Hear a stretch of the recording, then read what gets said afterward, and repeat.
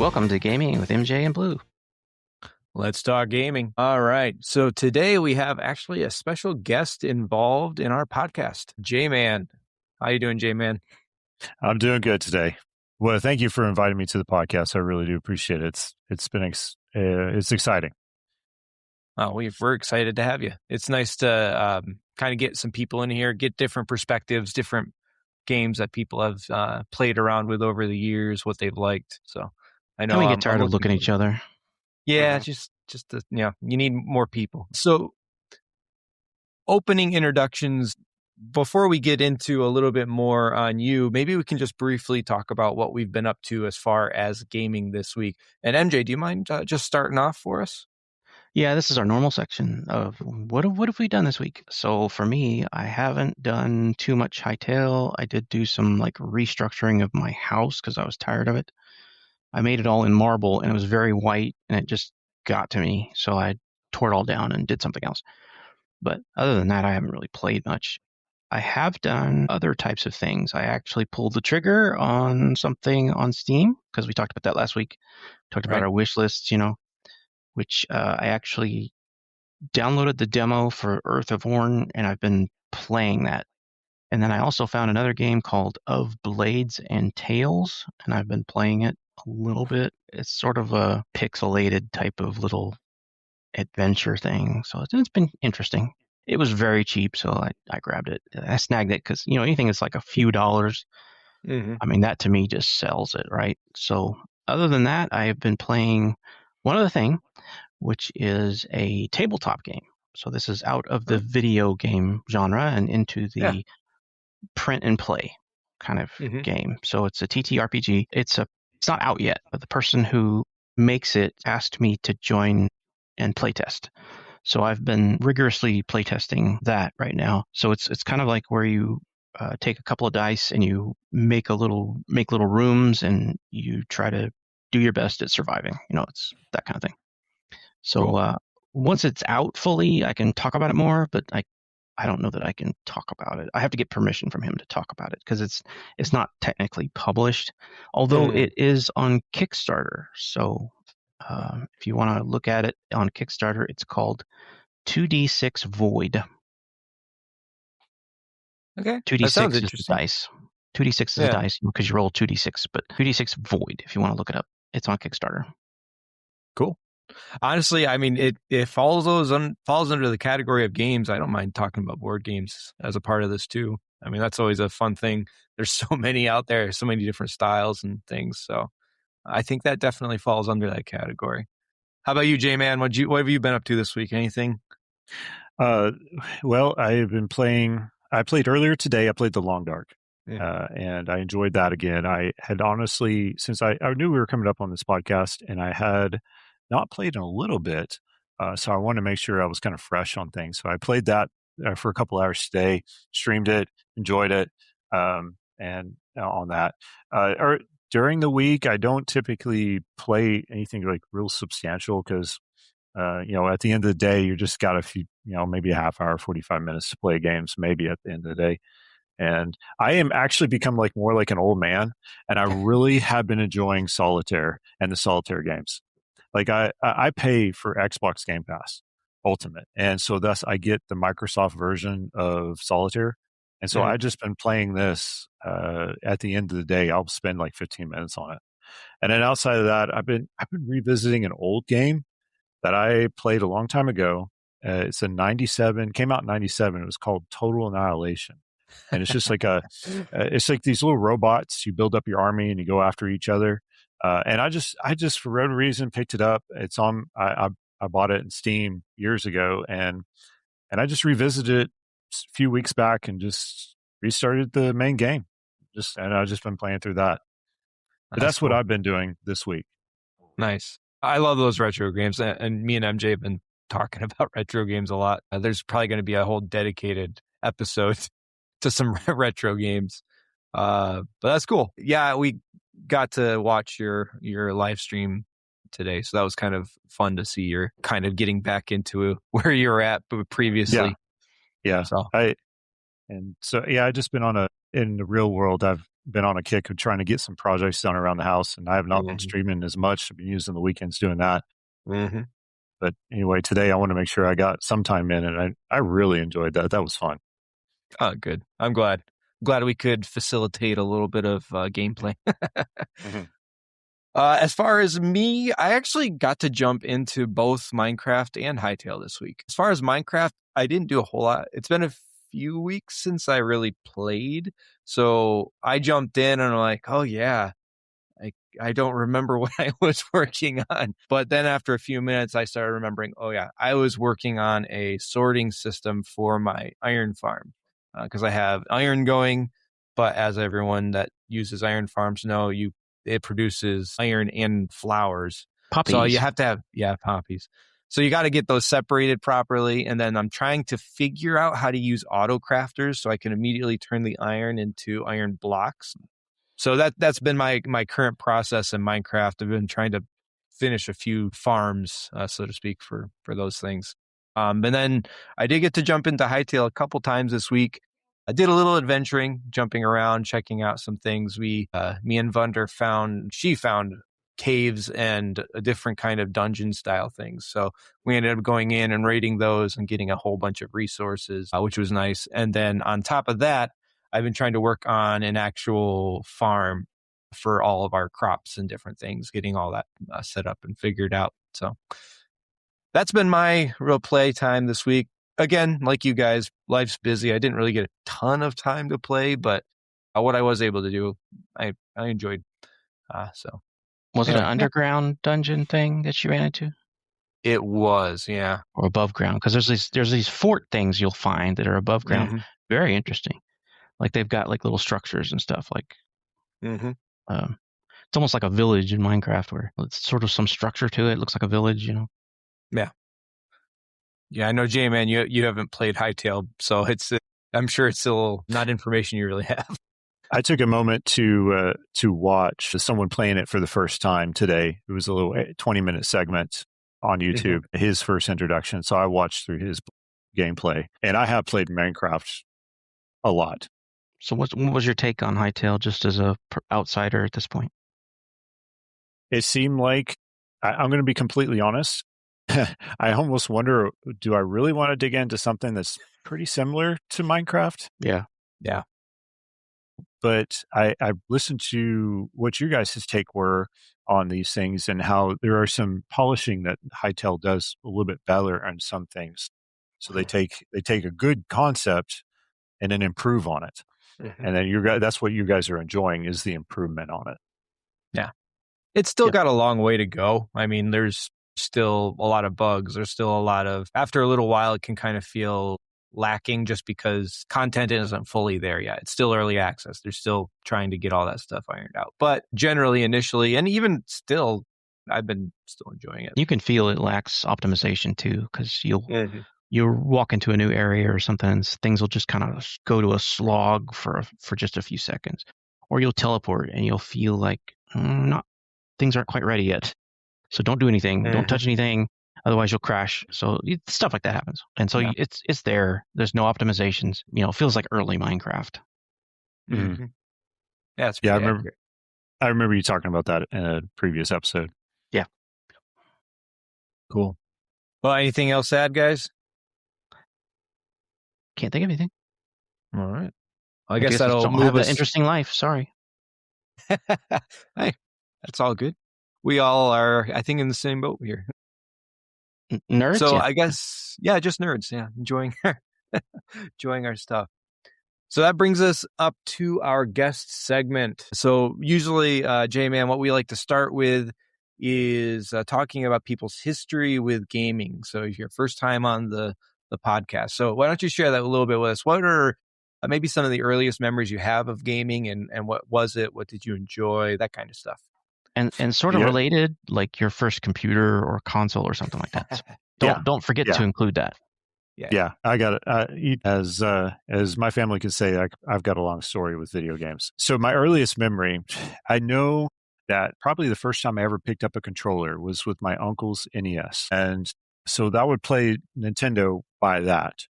And then the first time I ever had one personally, I remember we were living in an apartment. I was upstairs. It was a 2-story apartment, and uh, I was hearing these sounds, and it was like, what's that sound? And my, I think it was my mother at the time. She was like, she was kind of hinting towards us, like, what's that sound? And I go downstairs, and my dad is playing on a brand new Super NES with Super Mario World that he had bought for me and my sister. And so that was my first introduction to gaming. It had, with that console, it had the Super Mario World, and with first introduction to Yoshi, and then it also had Super Mario All Stars, which was kind of like a backwards compatible games of the previous NES. And I remember the first game I bought out of that, it was Donkey Kong Country. And that was enjoyable. That was one of the best, awesome games. I remember I bought somehow I got this. I don't know if I bought it. I was pretty young at the time, but I got the whole kit. It came with a VHS tape about the history of making the game and everything. It was pretty fun. Go over the years, then I had an aunt promise me if I made good grades one year, all A's, she would give me a Nintendo 64. And I worked on that, and I got straight A's. I showed my aunt some way, somehow. Right now, I don't remember the exact details. I just remember it happened. And so she gave me, she bought me a Nintendo 64, and then became uh, my time spending on the 64 that point on. That's motivation to Yeah. get good grades. Yeah. And it was combined with, at the same time, I had a grandmother who promised me a little TV that she would buy me if I had grades too. I don't remember if it's the same period exactly or not, but I got this little 15-inch, CCTV. It's not C. No, that's not the right term, but the rear projection TV, this little TV I can have in my bedroom. And I played 64 on that up and down. I remember Super Smash Brothers and all that, just wearing that thing out by myself even. And I have been mainly over the years a console person. But I do remember my first computer I bought, and it was a Windows 2000 computer. I bought, I think, off of family member, and I would go play games off of that. And I remember there's one time I have a friend of mine who had broadband internet, and at the time, which was not commonplace in houses at that time, but I would pack up my computer in my first car. I'd strap it in there with the seatbelts, and I'd drive over to the other side of the city where my friend was, and then I'd unpack it. We'd set it all up inside, and we'd play into the night just playing games. And so we'd have a good time. Because there And was no such thing as a laptop back then, right? well, there was laptops, but those They were were too expensive, right? yeah, they were way too much for what I could afford. But I have mainly been a console person. I went the Xbox route once Xbox came out, and with parallel with Nintendo, I did not go down the PlayStation route, not because I wouldn't want to, but largely just because I can only do so much with finances and time. So unfortunately, PlayStation went the way. I don't want to say went the way, but it just did not happen to be in the console I bought. And so I went through the original Xbox, the 360, and through the Kinect even. And I remember that was probably the first. I've never actually bought things when they first came out. They usually had to wait, save up, wait for things to get on more of a used sale and buy things secondhand. But when the Kinect came out was the first time I actually bought that right out of the bat, right as soon as it was released. That was the only time I think I ever bought something new, and it wasn't really even the whole console right out of the bat.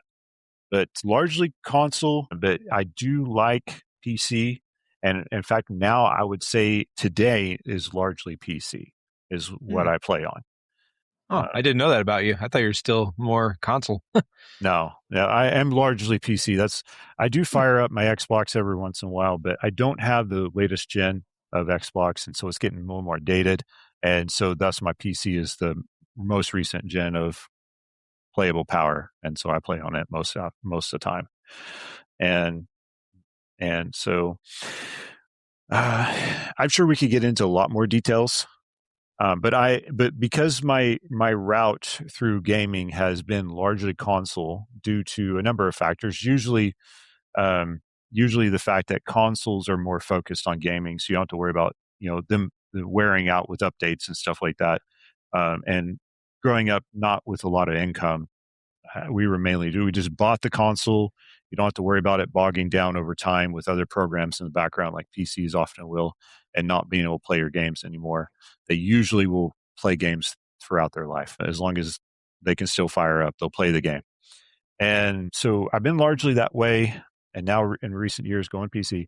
But because of that, I am largely a controller player. I do like playing with controller. I was there. I don't play this game now personally, but I was there in all the hype of the original Halo game and everything on the original Xbox, and that was what really kind of kicked off me using a controller, is playing that game back in those days. Again, I don't play that game anymore, but that's back in those days I did. And so I kind of learned how to handle using a controller in my games and pointing your bow and arrow or whatever you're trying to fire off with the controller.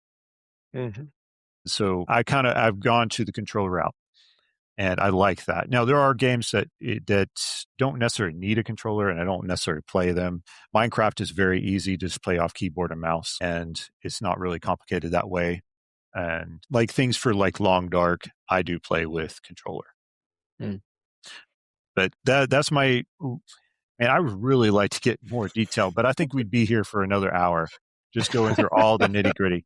But that is largely my history with gaming. I started early with Super NES and come to now where I'm playing mainly on console, but I do like I'm playing mainly on PC, but I do like, because of my long history with consoles, I do like playing off controllers.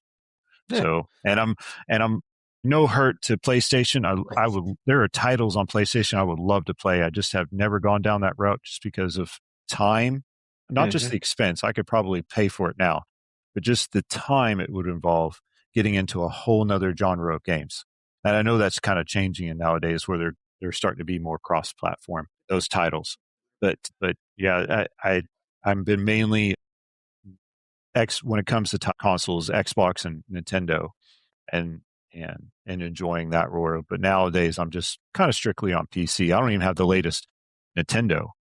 Mm-hmm. I don't have the Switch, and the Switch 2 is about to come out. So Switch 2's been out, buddy, oh, it has been. See, that's for a while now. yeah. Okay, there's where I'm at.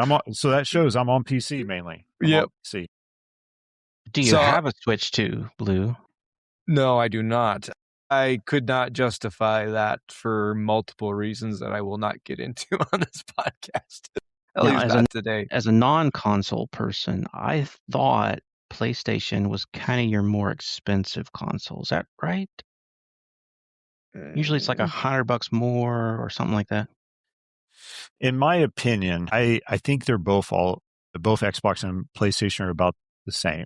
They have their little nuances. Okay. I think just PlayStation has a farther reach because they started sooner, and so oftentimes they're more well rooted reach, because Xbox didn't come out to like 2000, whereas PlayStation was like mid 90s or even earlier that they came out. So they had a little bit more of a rooting, and so that's the reason why they're a little bit more plentiful. So Okay. Yeah, and coming from the PlayStation side of things, because PlayStation did start earlier, their IPs, some of their specific genres, they had a lot more early on adoption into people that have nostalgia for games. So when you get that, when you have like, PlayStation started first, they have all these classic titles, people are going to gravitate more towards that because it's something familiar, something they know, something they love. So that kind of, in my mind, that's probably why PlayStation at least had a degree of popularity above Xbox. Not saying that Xbox isn't extremely popular, although they haven't done much of anything lately, from what I understand. Apparently there's a lot of drama going on with Xbox as well going on right now. Apparently they've been more, just judging off the news I have seen through different clips. I have not really studied into it, that they've been kind of not really, how do I say, focus on the customer so much. Yeah. So I've seen similar. I do really enjoy the Xbox controller over the PlayStation. And that is, and I think a lot of people agree, even PlayStation people agree, that the Xbox controller is the thing. They mastered that part. I have heard that. So. Yeah, and if you any even knockoff controllers these days, it seems to be Xbox standard. So I will say, growing up with PlayStation, I did like the PlayStation controller. But I've been so far removed from it at this point, I don't really think I'd have a preference. But anyway, cool. Well, thank you for sharing all that, J-Man. You're welcome. You're welcome. It's nice to hear different people's experiences throughout things.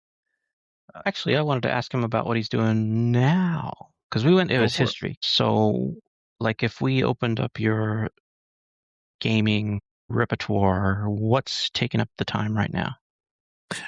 So I've been playing. Let's see, I've been playing largely just simple games during the evening because I would just get a few minutes during the evening, and on the weekends I've been doing some house chores, so I haven't really gotten a lot of time like that either.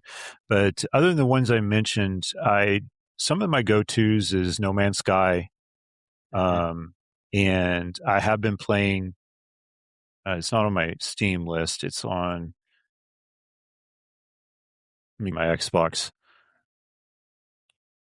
See, is Medieval Dynasty. I really enjoy that game because I do have Xbox Game Pass for both console and PC.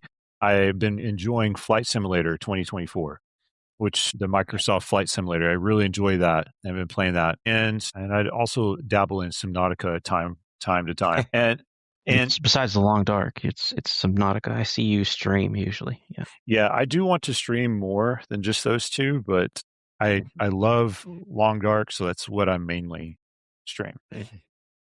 Where'd you guys go? Okay. There you are. And in the Long Dark, you're usually a I would call it probably the interloper level difficulty. Yeah, here's what my philosophy when I come to games. I enjoy the interloper. That is that skill. And because I've kind of gotten into this game, that's where I kind of like to play as far as my main run. I'm doing some exploring and doing some stuff like that. So I'll go to the lesser difficulties on playing with that. And I've actually got a run right now where I don't stream it or anything. I just kind of play it just to explore the maps a little bit better. And it's on a lesser difficulty. I do that with Long Dark, but in general, my personal philosophy is it, I just will sometimes just play it at an easier level just to play it and get the experience and the story that often comes with it. I've played games in the past and I learned, I'll just go into it. Like I said, I played Halo in the past and they had 4 different levels: beginner, or it was easy, medium, hard, and legendary. And I beat, back when I was playing that game, there was the original one and 2. I beat them both on legendary. And I learned from that experience that I can beat any game on the hardest difficulty. It's just if I want to spend that much time on it or not. And as I get older, more responsibilities, family arrangements, and stuff like that, my time is more precious. I'll just play it at the easier level and just do it, knowing that if I wanted to, I could spend the time on the harder level and I can beat it. But it's just my time is more precious, and so I'll play it at the easier level and get through it. Long Dark is an exception because I really enjoy this game, and so thus I get into it a little bit deeper. But on average, I just play things on the easy level just to have the experience. But that's the reason why, because I know I can get it on the most difficult one, but I just want to have the experience and move on. I definitely look forward to hearing all of your guys' input on Long Dark later. I mean, interrupt you, J-Man. Sorry about that. I did that answer your question? Because I think I went off on a little bit of a side tangent, but did I answer your question? I just wanted to know kind of we talked about the history, but I was kind of like, what are you playing now? What piques your interest? What do you find yourself going to, when you want to do something? When I have some time, Long Dark. Long Dark. And I've been enjoying, I enjoy No Man's Sky, and Flight Sim actually does require you to actually sit down and concentrate on it. So I enjoy the idea of playing it, but it's something I really want to spend. Like I need a couple hours playing. So nice. All right. So you want to get in the news next? Yeah, let's do that. We got a little bit of Minecraft, a little bit of Hytale. Nothing intense this time around. It feels like the last couple podcasts there's been quite a bit of news. But this week it's pretty light, but I dug up a few things. So yeah, MJ, why don't you start us off with some Minecraft news? Sure. February 3rd, this is Bedrock. Mainly, we're going to focus on Bedrock because Bedrock's where the news has been this week. But Bedrock on February 3rd had a release of, I guess, kind of equivalent to the Java, kind of getting the baby animal things going. So there's been some baby mods added: polar bear, the goat, fox, camel, armadillo, llama, and also the trader llama and the bee. So yay, get to see those babies. I thought it was interesting because I heard that people were kind of tired of the bees being so big in Minecraft. So they were thinking how great it would be if we can take all of these bees when they're babies, make and keep them babies, and then you could just have a smaller swarm of bees around instead of the big chonkers. I thought that was pretty funny, but it would It make is sense. weird. Yeah. Like Yeah. the bees are so big. Like, is this a bee or a pig? I don't know. Same size. Right? Yeah. Very cool. All right. Now, this is another one, just something I found that I thought was kind of cool. February 5th, 2026. This little news item was added. They actually added a new DLC for Minecraft. And again, this is going to Bedrock because Bedrock's the one that gets all the DLCs. But they added a new DLC of a kids show that is super popular. Actually, in my opinion, it's probably one of the best kids shows. And I'm talking little kids shows. I would watch this on my own, let me put it that way, but it was introduced to it from my nieces and it was really enjoyable. But it's called Bluey. So it's the creators are based out of Australia, but it is done extremely well. I'm sure there's things that some parents are like, well, I wish they wouldn't do that because then it gets our kids hyper. I mean, that's normal, but that's going to happen. But it's a very enjoyable and it's kind of cool that they made a new DLC where you could actually interact with some of the characters from that show. So anyway, I just thought that was kind of fun. But like I said, light news week this week. And that's really all we really got for Minecraft. How about Hytale? You want to go on with the next one there, MJ? Yeah, switching to Hytale, there's not really a whole lot that's been actually out since the last one, but there is talk. There's talk about the third release, which I guess, we're only a couple of days into that release we just got. So it feels like it's about every week or week and a half we get an update. Yeah. And, we're still in that new phase, honeymoon phase, as far as Minecraft or like Hytale goes right now. And so we might see some things, we might not, but they are talking about fire, and so we'll see how that goes, as well as a flamethrower even that we're gonna be able to wield. We'll see. Hopefully they don't nerf anybody's favorite offensive weapon anytime soon, but I feel like it could happen, so get ready for some disappointment. Yeah, I saw so this is available on a pre-release basis right now, but there were some people showing off some of these features. And it was just hilarious seeing them just like torch areas with the flamethrower. They said as of right now, as far as the pre-release that they're working with, it's only available in creative. You can't craft it yet, but it looks pretty cool. It kind of looks like just a little like hob job thing that was just kind of thrown together. But it looked really neat. And just one other thing that we can look forward to. We'll get more into it when it actually releases, but we will be getting some new presets for our avatars. So that's going to be nice because we'll be able to create multiple outfits and then we can easily swap between them. I didn't look close enough. I'm not sure how many presets we get, but that will be nice. And that will also come with a whole bunch of new character customizations. So it'll be I assume it's not going to be too much longer. Maybe within the next week or so, we'll probably get this update rolled out. But yeah, that kind of covers our news items for this week. Like I said, pretty light. But we'll get into our next segment, tools of the week. So this can include websites, this can include programs, this include even some mods that we like to use in Minecraft or in Hytale as well. So MJ, maybe we can start with you. What are something that you like? One thing that I always tend to use, and I keep in mind I come from the use case of an admin, right? Like I administrate servers, right? So I love Core Protect. Core Protect it's been different things in the past, but currently the people that make it call it Core Protect. And if you don't know much about Core Protect, it's basically like you can take the back end of it and put it into a database server. So in my case, it's like a MySQL or Maria database. And what it does is it just records every single change that's made on a Minecraft server. And what that allows you to do is you can revert the server back to a previous time, or you can just even do it in a small way. Like you can be standing in someone's house that just got destroyed or blown up by someone who did a big grief, to them or whatever. And you can say everything around me within 20 blocks restore to a day ago, and wham, it restores. So that's a very nice tool to have, especially, you can make or break someone's day right there, because people will be like, well, I lost my favorite pickaxe. I lost 10 chests worth of gold. I lost this. I lost that. They'll just be crying. I mean, I've seen people cry, right? Just as an Yeah. admin, you have people come on and they're like, they're so upset about what they've lost or whatever. And, with just a few commands, type it in and it's like, back. Here you go. It's all back. So Core Protect can be extremely helpful.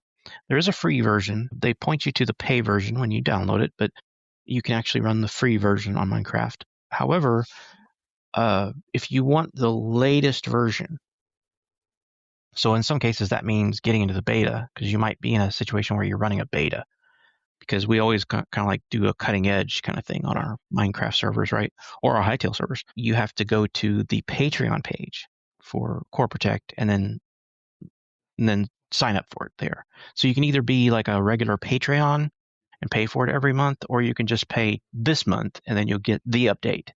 And then, if you want the next month update, you'll have to pay again next month. So it's just as much as you want. But so right now, what I do is I just pay per month. Like when we want an update, I'll just go ahead and buy it, and it's generally just a few dollars. And so it's not anything that breaks you. So I don't currently sign up for the Patreon, but it is a very good tool to have, and you can configure it to just use a flat file. So it's just like a SQLite 3 database, which is just a binary file that it keeps. But I've found that it's best to just go ahead and put it into a real database server if you can. So if you don't do databases, you don't know how to set up one or whatever, just stick with the SQLite server that it comes with by default. That's fine. But it is worth the time and effort to, if you understand installing servers at all, do the MySQL version. And that's my mod of the week, I guess. Nice. I feel like we'll probably get a lot of those admin related stuff from you, MJ. You have so much experience with it. I'm sure that stuff is super important and enjoyable to talk about. So my first one is going to be in relation to a tool that is useful for basically almost any game engine. I think this works with, but that's Blockbench. Primarily, it got its start with Minecraft. Like that was kind of one of its first main use case scenarios. But it works as a website. You can also download it as an app. But what it does is it gives you the opportunity to make models for games. I've played around with it a lot for quite a while. I don't remember exactly when it came out. I might have been messing with it since it came out. I don't remember. But I loved like making new items and stuff and adding it into the game. A lot of fun. But it also does pixel art. So it's very versatile like that. So it'll do pixel art, and it also does low poly modeling. So that's going beyond that blocky style that Minecraft has, and that's going more into, I'd say, early PlayStation 1 style graphics. You can do gaming like that, or modeling like that, which is really nice. So if you're trying to get a little bit more detailed than the Minecraft style, you can do that in that case. So it's a really great program. Anybody that's trying to learn how to do modeling, it's a great starting point. You just kind of are starting mostly with blocks or blocky like stuff. And that's a good way of getting into probably the wider world of everything else that you might want to do with modeling. So yeah, that was just, that was one of the little website related stuff that I thought of that I kind of wanted to share because I've used it quite a bit. Is it the same program for like also Hightail? Like you use the same Blockbench, or you have to go to different Blockbench? It's the same thing. The Hightail basically is working with the Blockbench team to make sure that it's as easy as possible to create mods. So what they'll do is they'll have a plugin. You click on this plugin, and it has basically all the presets made properly so that whatever model you make, it'll be in the right I guess it's like the proper format or something like that to more easily implement it into the game. There's other things that Minecraft has in Blockbench that I'm sure Hytale will have, if not soon, in the not too distant future, because they're so much emphasizing they want this game to be as easy to mod for people as possible. They want people to view this as truly a sandbox game. So, whatever you want to do, you can do it. So I expect there to be a lot more functionality in the coming future for that. But yeah, it's used in Hytale too. That is a different approach when you think about it, because Minecraft is not moddable. They don't. The makers of Minecraft know that you mod it, right? But they don't help you mod it. It's completely third party. Like third party people have had to hack the thing and unzip the jar and kind of play with things to figure it out. But not that it's not easy, right? Like it's just a zip file, right? You just unzip it. That is a different approach, though, for Hytale, for the developers of Hytale to come and say, okay, we want you to mod. So here's how things work, and to be that immediate helpful, because if you go back in time to the early Minecraft days, it's like you had to figure it out. They're not going to help you. So that is a cool approach. I like that. It's definitely a little bit more. I'd say at this point it's not as bad. Minecraft started implementing like data packs and resource packs, and I mean they've had resource packs for a long time, but even the data packs giving the ability to add more functionality is pretty cool to see. But yeah, I agree. Hytale is definitely taking a different approach to their development. Okay, MJ, what's your next one you want to share with us? Okay, so we're leaving gaming a little bit, but still kind of in the content creation realm. LibriVox. This is something that I played with a long time ago, especially when I first got into podcasting and I got into, I got my first real microphone. I got a nice studio microphone. When I sat down and said, well, what can I do with it? There's a lot of things you can do with content creation. You could write music, you can make music or whatever. This one, LibriVox, they're an organization that wants to take the old classics that are no longer copyrighted as far as books go, and they create audio versions of them. So if you want to read the old Sherlock Holmes, because anybody can print their own Sherlock Holmes now because it's all non-copyrighted anymore. And there's a lot of old books like that, the old classics that are like that. And so what they've done is they've set it up so that people can volunteer to help. And then you can take that version of it and you can contribute to it. So you could, if you volunteer to help, what they'll do is they'll assign you something. Like they may take an old poem or something, a book of poetry or something like that, and they'll have you read some stuff on it. And you have to include certain things and, for their legal framework to work and all that. So there is a little bit of structure to it. But it's nice that you can do this community thing where you can jump in and you can help with getting, audiobooks available for people. And those audiobooks are, whatever's available for free that you can do. So it's not just things that are out of copyright, but also things that the person who created it wants it to be, wants the community to help do the audio version. And so they'll open it up to us. And so it's a nice project. So I just wanted to highlight it. It's LibriVox.com. It's not a .com. Cool. I think I've messed with it before. It's been a long time, but have you ever? Do you ever do any audiobooks, J-Man? Yes, I do a lot of audio programs. I love listening to audiobooks. In fact, that got my attention right away. I was like, I think I might look into that. And so, because I enjoy audio programs, and there's a lot of stuff that I would like to listen to that's not available in audio form. It's nice when you are able to be on the road, or working out, or if you're in a particular environment where you can, as you're working, you can listen to something. It's nice to listen to something that can educate you, or just you can enjoy listening to and kind of expand your mind on things. Like I love that kind of stuff. I love enjoying audio programs, and so not just music. And so that caught my attention. I was gonna look into that a little more. If you got a decent setup and you got a nice microphone, you can contribute. So I mean, they'd love to have you. It's kind of a little community. Yeah, it's nice. I enjoy my public reading when I get a chance to do so. Cool.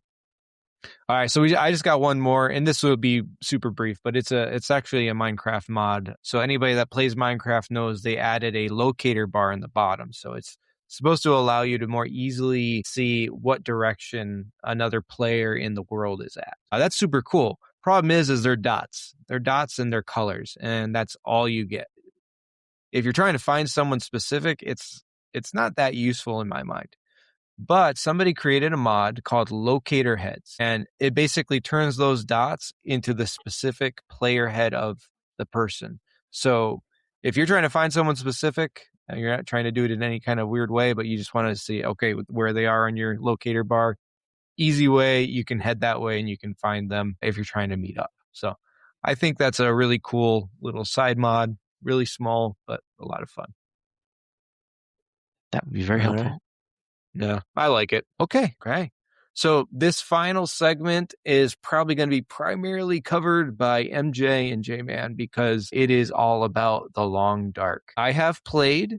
It has been a while, and I mostly just played the story. And I only got to the bear, I think, in the story. So that was literally as far as I got. I don't remember why, but Largely in the Yeah. community, and because I'm pretty close to the community in the sense I listen to a lot of stuff that the podcasts that are out there, Long Dark specific, and different content creators.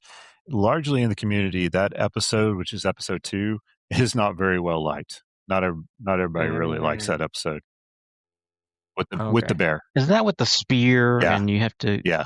Oh yeah. That's A large opinion is it takes them away from the actual main storyline.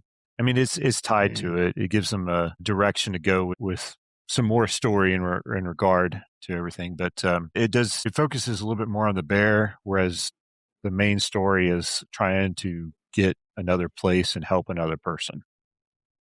So, but anyway, regardless, it's there, and it's one of the bigger episodes as far as amount of places you go. You got three whole maps, whereas largely all the other episodes are just one map. In fact, all the other episodes are just one map. Mhm. Yeah, I think you're right. yeah. Well, definitely. Yeah, I definitely haven't gotten that far. If it's stopping you from playing the game further, I would just skip it. Yeah, you can skip it. You don't have to. You don't have to play through the episodes. If you want to skip the 3, it's like it's all encased as its own episode 2. Anyway, the episode 3, you're playing as a totally different character, and so you can jump to 3 easily enough. Interesting. Yep. You switch to the woman.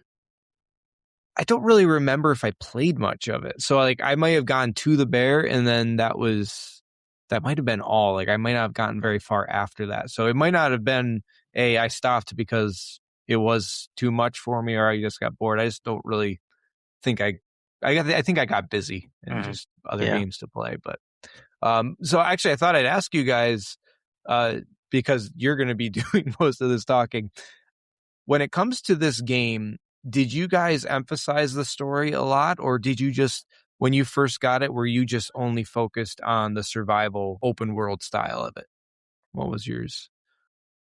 With me, I'll let J-Man answer. The introduction I had to Long Dark is as I mentioned, I pay for Xbox Game Pass, and it was available on Game Pass.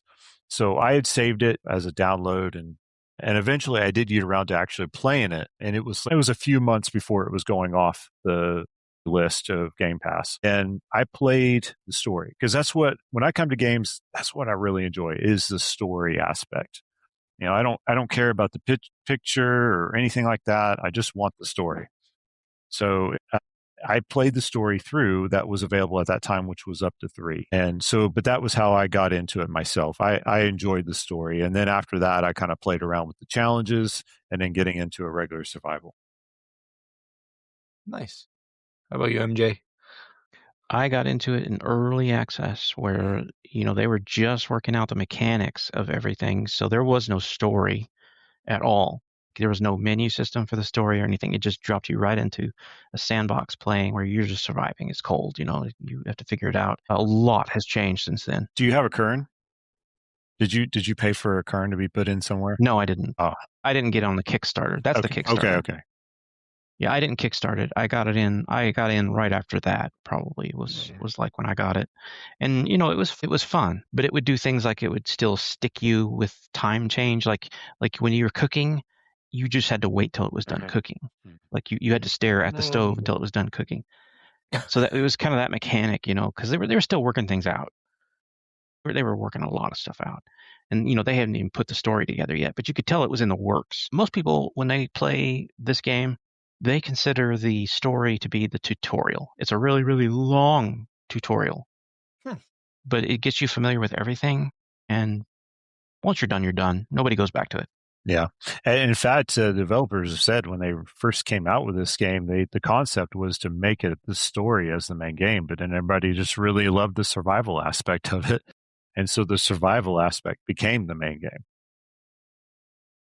Yeah, everybody Just started even min-maxing it. Yeah. they even got to the point, didn't they like add so you could actually make bases, like take over a house and add furnishings and all that? Yeah. I feel like You I can remember now. that.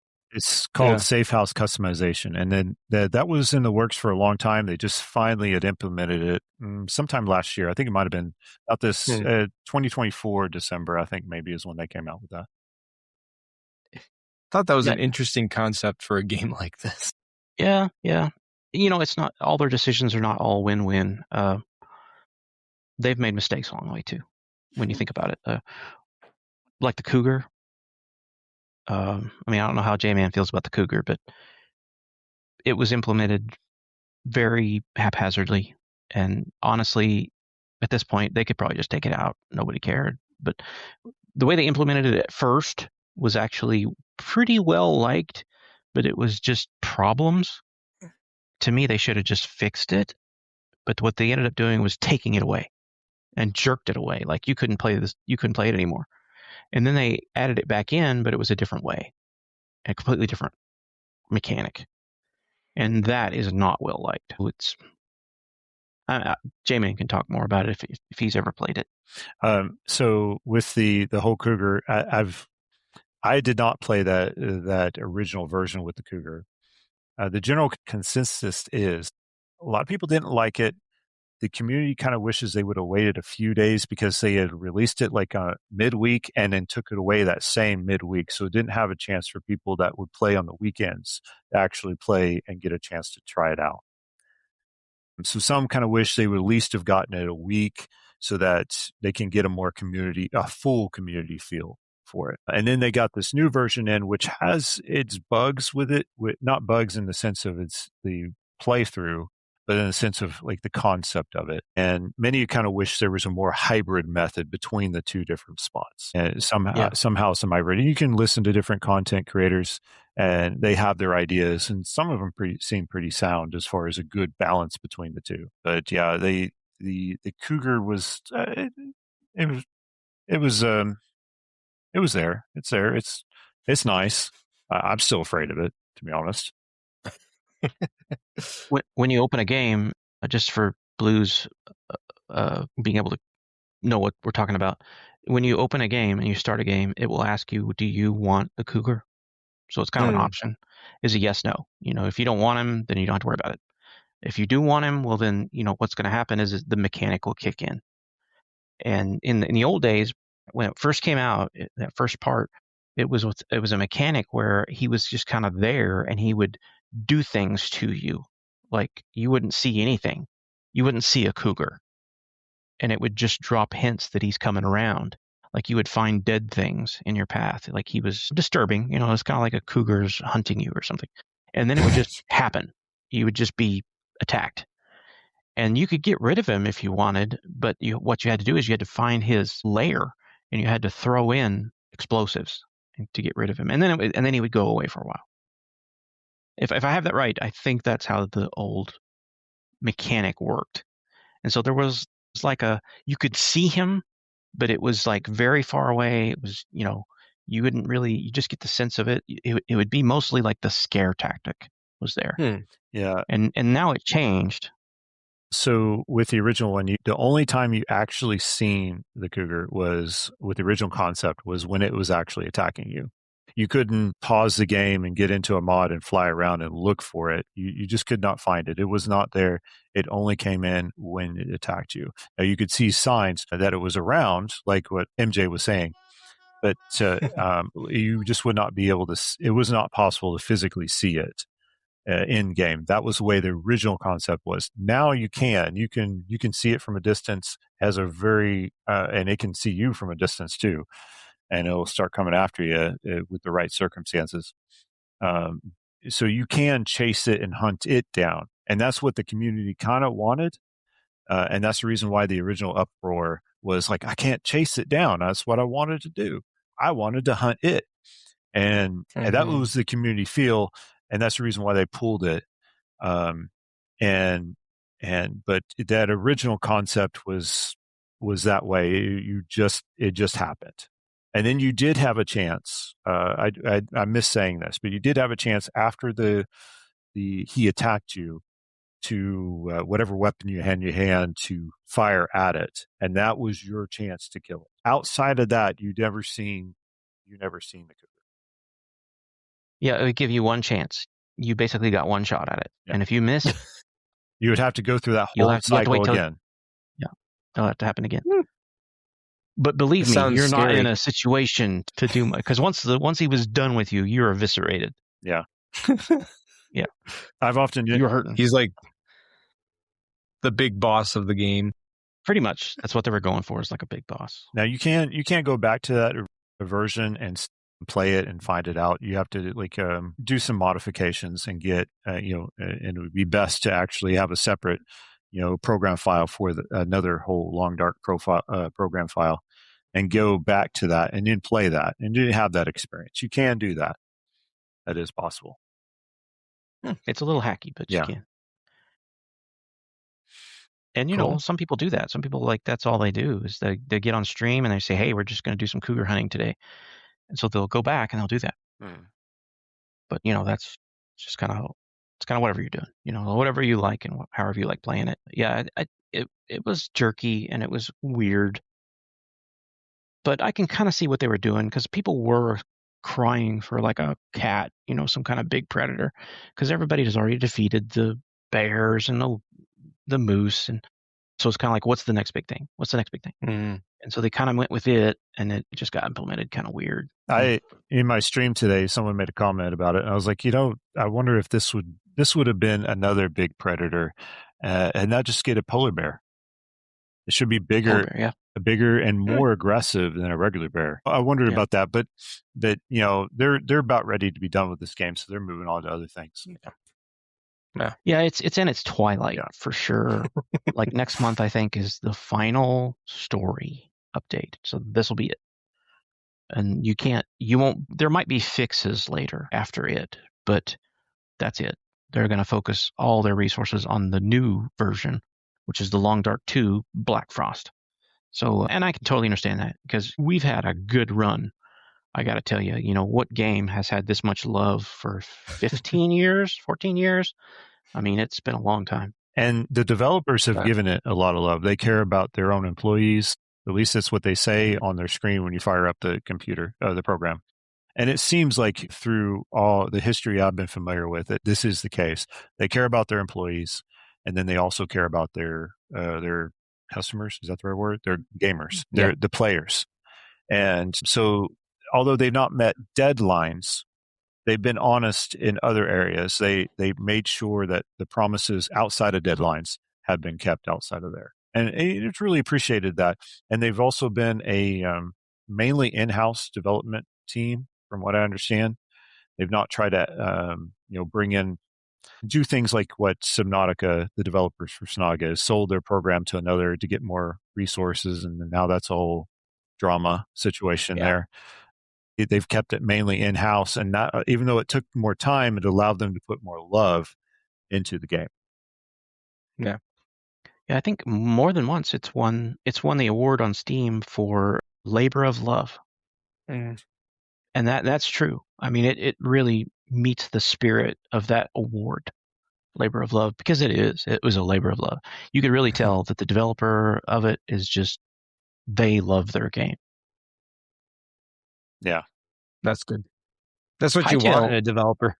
Hightail's kind of learning that right now, because if you go to Reddit and you look up Hightail, it's all screaming about when's the next update, and people are telling them whenever we're done, whenever we're ready, and And that's what they call that. They call it a crunch. It's like, we've got to have it now. And people are just beating their fists, like, when are you going to have it? Give us an update. Give us a timeline. And Long Dark does not do that.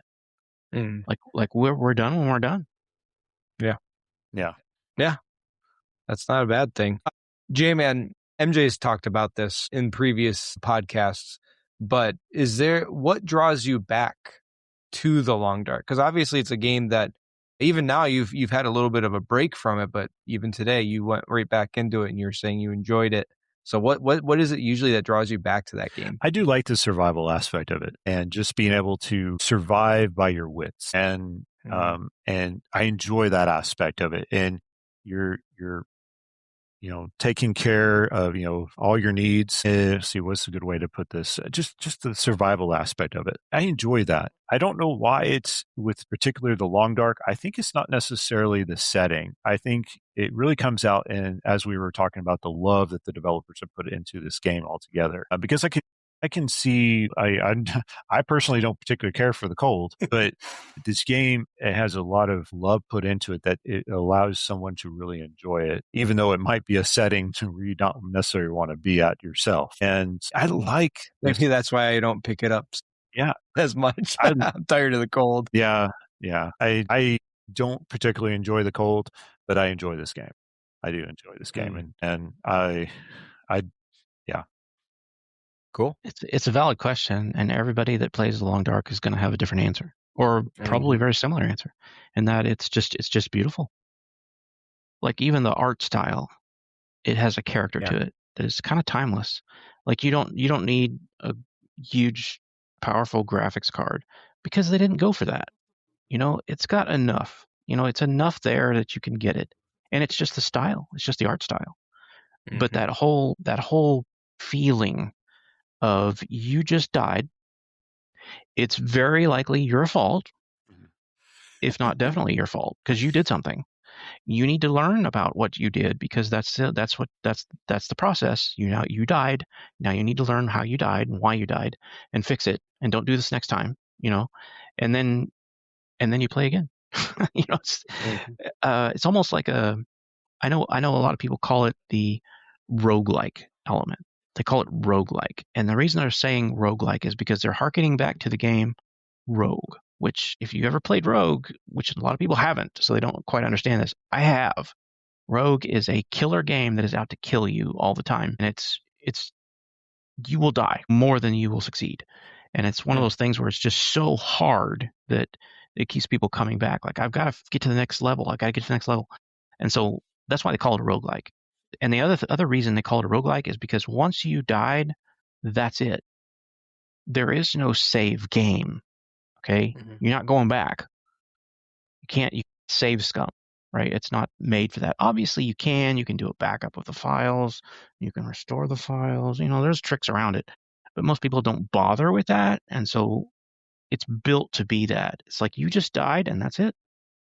And I think that's part of what makes the game really enjoyable, because you get a sense of ownership and a value to the hard work you put into your in-game work that you put in, and it has a sense of value in the fact that if it goes, it's gone. And so that's part of the enjoyment, is the fact that it has so much, if I can say that correctly. And I would suggest anybody who wants to play, don't just try it. Don't be worried too much about, losing your run, because you'll find out eventually it actually adds to your enjoyment of the game rather than takes away. Yeah, don't get attached to a character. Just be ready to, okay, I'll just play again. Yeah. You will be mad. You will be mad. You will be upset, but you'll move on.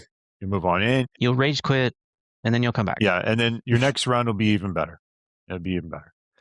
So learn your lessons. That's why I say take a lesson. You just died. Why did you die? Just figure it out. I know that there's been, for example, I summited and I forgot my bedroll. This was a part of the game where we were a couple of updates ago, and a couple of updates ago, there was nowhere to sleep on the summit. Now there is a place to sleep on the summit, but this is back in the days when there was not a place to sleep on the summit. And so it's like, how do I get down? Because you have to go down ropes, and you have to have energy to get down ropes. you have to go up rope, down ropes. You have to have energy. And if you are absolutely exhausted once you've made it to the summit, and now you can't sleep, so you can't recover any energy, there's a problem. How are you going to solve that?